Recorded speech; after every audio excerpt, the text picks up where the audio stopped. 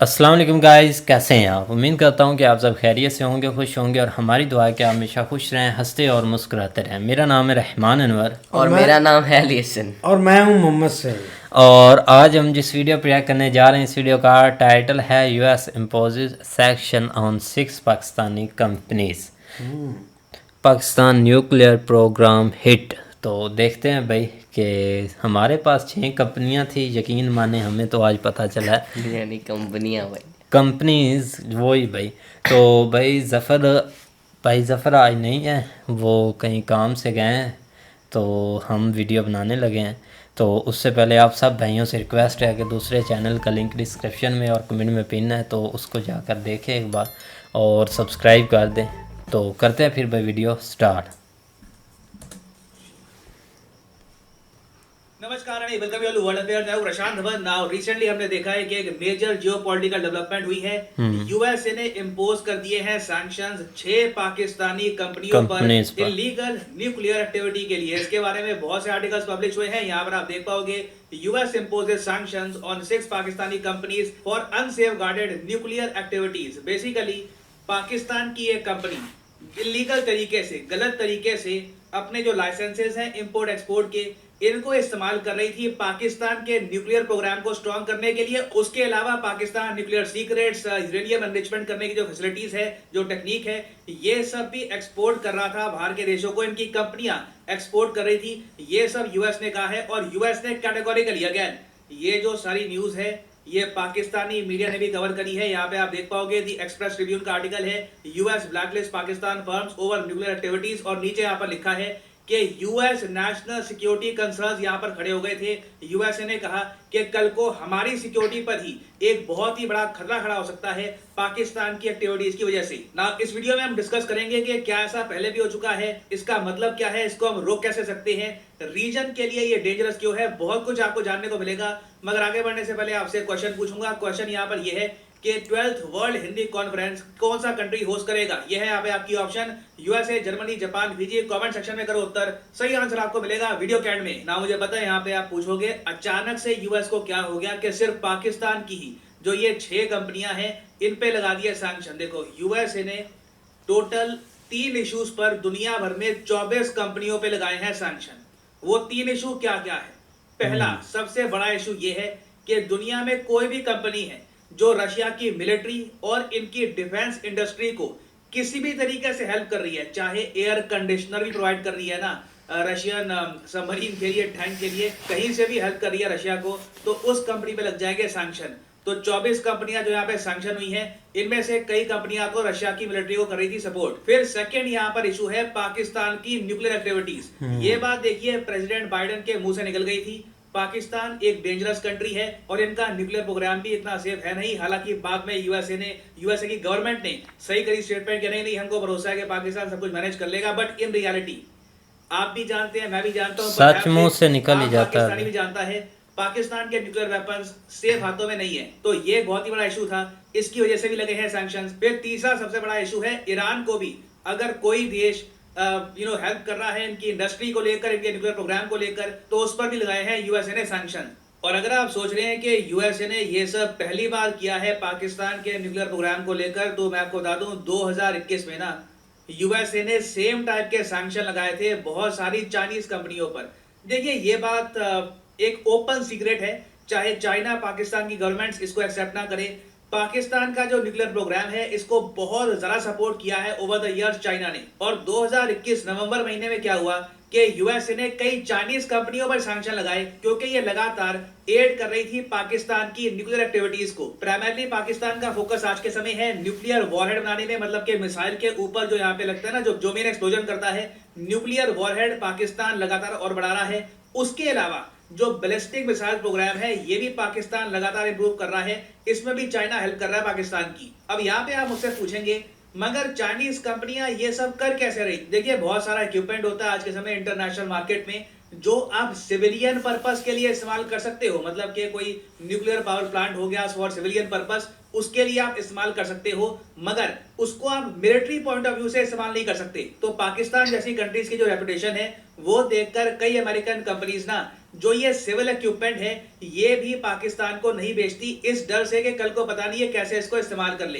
तो चाइना काफी बार क्या करता था कि इंटरनेशनल मार्केट से ये सब इक्विपमेंट परचेज करके डायरेक्टली एक्सपोर्ट करता रहा पाकिस्तान को, कभी कभी लीगल तरीके से और कभी कभी इलीगल तरीके से भी। और चाइना का स्वार्थ यहाँ पर यह है कि चाइना भी पाकिस्तान की सरकार की तरह चाहता है कि पाकिस्तान के पास हमेशा ज्यादा न्यूक्लियर वॉरहेड रहे इंडिया के कंपैरिजन में, क्योंकि in terms of economy Pakistan India से बहुत पीछे हो चुका है। जो दोनों कंट्रीज में गैप है लगातार बढ़ता जाएगा। और आप देखोगे भविष्य में पाकिस्तान का जो डिफेंस बजट है ये चाहे अपनी तरफ से जितना मर्जी बढ़ा ले, इनकी रुपी की डेप्रिसिएशन इतनी ज्यादा हो चुकी है कि इनका डिफेंस बजट कुछ ज्यादा स्ट्रॉन्ग रहेगा नहीं। तो घूम फिर के पाकिस्तान का जो सारा डिफेंस है ये इनके न्यूक्लियर वॉरहेड के इर्द गिर्द घूमेगा। सेकंड एक और एस्पेक्ट यहाँ पर मैं आपको यही बता दूं कि पाकिस्तान में करप्शन इतना है और यहाँ पर ओवरऑल सरकार के पास पैसा इतना कम है कि कोई बड़ी बात नहीं है कि पीछे चुपचाप पाकिस्तान ने कई कंट्रीज को न्यूक्लियर सीक्रेट्स बेचने भी स्टार्ट कर दिए हो। रिसेंटली हमको याद होगा कि रशिया के मेंबर ऑफ पार्लियामेंट ने ओपनली कहा था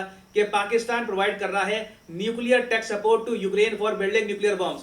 इस स्टेटमेंट को लेकर पाकिस्तान ने प्रोटेस्ट किया, मगर रशिया ने आज तक क्लैरिफिकेशन पाकिस्तान को नहीं दी कि ये स्टेटमेंट क्यों दी गई थी, कि स्टेटमेंट को क्या जेन्युइनली रशियन सरकार बैक करती है या नहीं करती। मगर एक थ्रेड बिल्कुल बना हुआ है कि यूक्रेन के पास अगर कल को न्यूक्लियर बम आता है तो उसमें Pakistan, Iran, perhaps even north Korea जैसी जो कंट्रीज हैं इनका हो सकता है काफी क्रिटिकल रोल।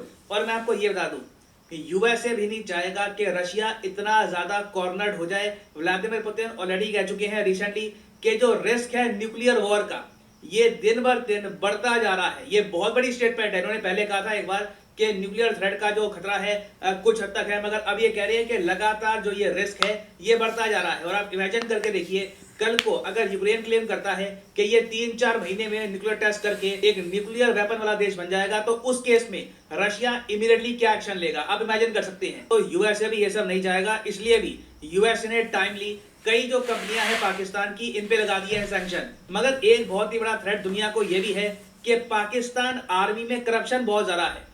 आज से करीब 11 साल पहले जब पाकिस्तान के जनरल्स पे आरोप लगा था कि इन लोगों ने न्यूक्लियर सीक्रेट्स बेचे हैं नॉर्थ कोरिया को, उस वक्त बताया गया था कि नॉर्थ कोरिया ने पाकिस्तान के आर्मी जनरल्स और इवन इनके उस वक्त के जो साइंटिस्ट थे एक्यू खान, उनको $3.5 मिलियन दिए थे। ये ऑफ कोर्स इनिशियल पेमेंट थी, बाद में बहुत से मिलियन डॉलर और इनको दिए गए। तो करप्शन देखो पाकिस्तान में बहुत ज्यादा है। इनके जनरल्स को कॉन्स्टेंटली पैसा कमाना होता है और ये पैसा काफी बार इलीगल तरीके से भी कमाते हैं। तो कोई बड़ी बात नहीं है कि बाजवा के बिलियनियर बनने के बाद अब जो नए इनके आर्मी जनरल बने हैं असीम, इनके अंडर भी पाकिस्तान के न्यूक्लियर सीक्रेट्स भेजे जाएं मिलियंस ऑफ डॉलर्स के लिए। तो देखो इन दी एंड पाकिस्तानी कंपनियों पर सैंक्शन लगाने से काम नहीं चलेगा। कहीं ना कहीं यूएसए को प्रॉपर सैंक्शन इंपोज करने होंगे पाकिस्तान की मिलिट्री पर कि पाकिस्तानी जनरल्स के जो बैंक अकाउंट हैं यूएसए में और जगह ये फ्रीज कर दिए जाएंगे अगर पता लग गया कि पाकिस्तान अपने न्यूक्लियर सीक्रेट्स यूक्रेन या फिर किसी भी और कंट्री को बेच रहा है। हम न्यूक्लियर प्रोलिफरेशन नहीं चाहते, हम ये नहीं चाहते कि कोई कंट्री सीक्रेटली बाकी देशों को न्यूक्लियर वेपन्स के सीक्रेट बेचे। और ये एक मेजर इशू है जो करप्शन है पाकिस्तानी आर्मी का, ये ना सिर्फ पाकिस्तान पूरी दुनिया के लिए एक बहुत ही बड़ा कॉज ऑफ कंसर्न है ना। फाइनली वापस आते हैं अपने क्वेश्चन की तरफ कि 12वां वर्ल्ड हिंदी कॉन्फ्रेंस कौन सा देश होस्ट करेगा। तो सही उत्तर यहाँ पे है option D, the country of Fiji. यहाँ पे आप देख पाओगे विश्व हिंदी सम्मेलन ये होस्ट करेगा फिजी 2023 में। और फाइनली यहाँ पर मैं ये भी ऐड कर दूं कि आप किसी भी एग्जाम की तैयारी कर रहे हैं, चाहे एसएससी, यूपीएससी, बैंक यानी एग्जामिनेशन, कमेंट सेक्शन में जाइए, यहाँ पे आपको मिलेगी list. For example let's say आप प्रिपेयर कर रहे हैं फॉर यूपीएससी, क्लिक करिए यूपीएससी के लिंक पर और यहाँ पे आप परचेज कर पाएंगे अनअकैडमी का यूपीएससी कोर्स। सिंपली यहाँ पे आपको क्लिक करना है प्लस पर और यहाँ पे जो भी प्राइसेस लिखे हैं ये पे करने की जरूरत नहीं है। सिंपली यहाँ पे आपको कोड यूज करना है PD10 और अपने आप प्राइसेस गिरना यहाँ पर स्टार्ट हो जाएंगे। You will be able to save a lot of money. So use the code PD10 and start saving money. So इसी नोट के साथ यह वीडियो का thank you for listening and as always God bless you all.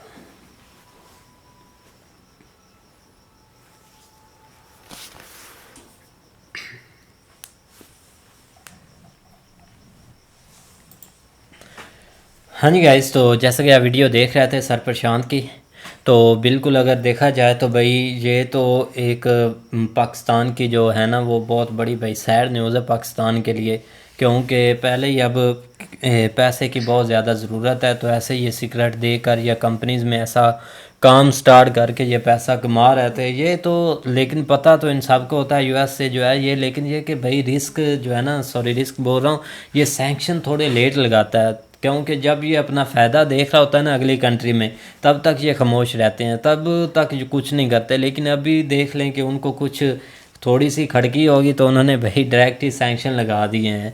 तो आज तक देख लें कि वो सुपर पावर हैं, वो किसी पर भी भाई लगा सकते हैं।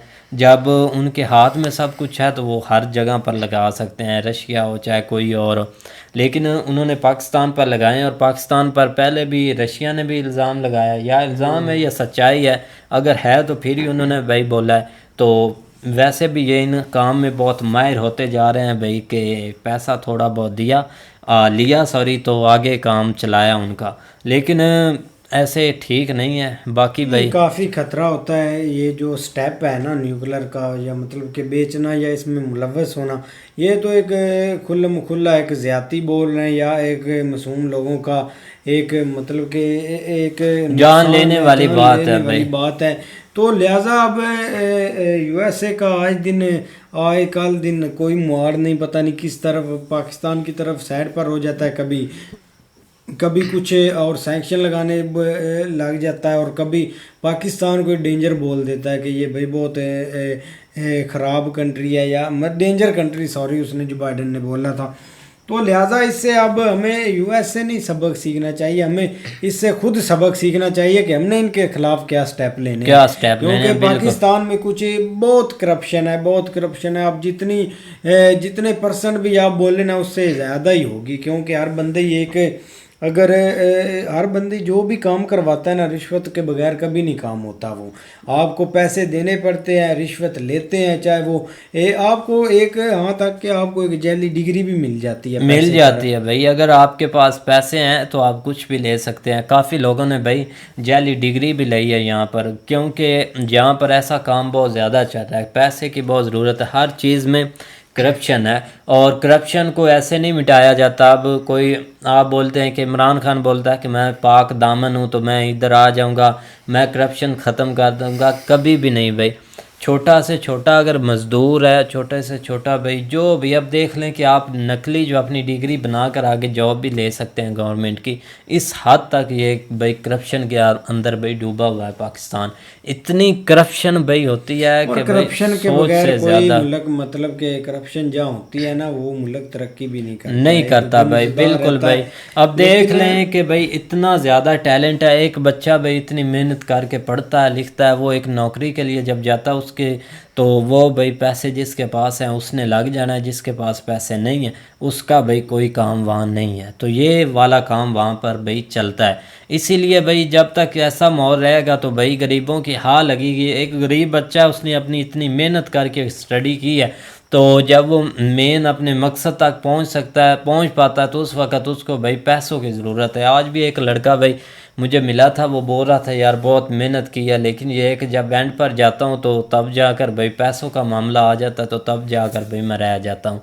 तो ये है कि स्टडी को अगर जब तक आप प्रमोट नहीं करेंगे, पढ़े लिखे ऊपर नौजवान नहीं जाएंगे, तब तक निज़ाम नहीं बदलेगा। जब एक पढ़ा लिखा होगा वो इस चीज़ को सोचेगा करप्शन करने से पहले कि मैं क्यों ऐसा करूँगा, मुझसे नीचे भी हैं, फिर निज़ाम बदलता है। जब वो बैठे ही वो भाई खाने पीने वाले हैं तो उनके बच्चे आगे जो आएंगे वो भी खाने पीने वाले हैं, तो फिर ज़ाहिर सी बात है वही हमको मिलना है जो भाई हम बीज रहे हैं। ये चीज़ें हैं भाई यहाँ पर। तो इसीलिए अब अगर इन कंपनीज़ की बात की जाए तो भाई ये काम चलता है, तो फिर ही भाई उन्होंने सैंक्शन लगाए हैं। लेकिन काफ़ी बुरी न्यूज़ है पाकिस्तान के लिए। पहले भाई डिफ़ॉल्ट होने के आखिरी मरहल पर चल रहा है, तो अब नेक्स्ट देखते हैं भाई होता है क्या। तो उम्मीद करते हैं कि गाइज़ आपको वीडियो पसंद आएगी। अगर पसंद आए तो लाइक सब्सक्राइब ज़रूर कीजिएगा और कमेंट में अपनी राय का इज़हार ज़रूर कीजिएगा। अल्लाह हाफिज़।